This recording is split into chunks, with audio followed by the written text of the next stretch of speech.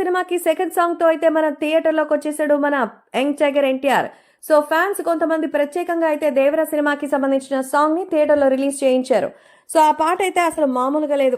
ఇప్పటికే దేవర second song కి సంబంధించి మనకు రికార్డులు అయితే దద్దరిల్లిపోతున్న సంగతి తెలిసిందే.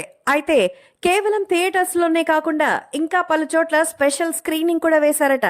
సో ఎన్టీఆర్ మీద ఉన్నటువంటి అభిమానం అలాంటిది. ప్రాంతం భాషతో సంబంధం లేకుండా మన తెలుగు సినిమాని అందరూ ఆరాధిస్తున్నారు. అయితే ప్రస్తుతం కాస్త తను రిలాక్స్ అవ్వాలని కోరుకుంటూ ప్రతి ఒక్క చోట అదిరిపోయేటువంటి రెస్పాన్స్ వస్తున్న నేపథ్యంలో ఎన్టీఆర్ నిజంగానే గిరగదీశారని చెప్పొచ్చు. అందుకే అభిమానుల కోసం థియేటర్లో దేవరా సాంగ్ వేశారట.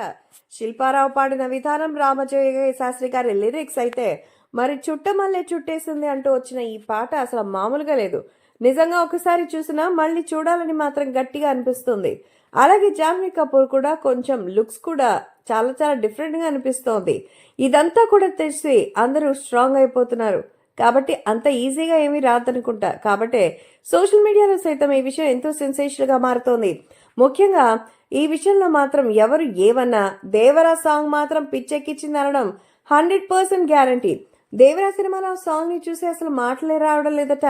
ఎన్టీఆర్ జాహ్నవి కపూర్ మధ్య కెమిస్ట్రీ అయితే అదిరిపోయింది అంటూ మరి ఎన్టీఆర్ ఫ్యాన్స్ అయితే దిల్ ఖుష్ అంటూ కామెంట్లు చేసుకుంటున్నారు. సూపర్ ఉందని, థియేటర్లో చూడడానికి మేము చాలా ఎక్సైటెడ్ గా ఉన్నామని, కానీ లిరికల్ సాంగ్ థియేటర్లో చూడడం చాలా సంతోషంగా ఉంది అంటున్నారు ఫ్యాన్స్.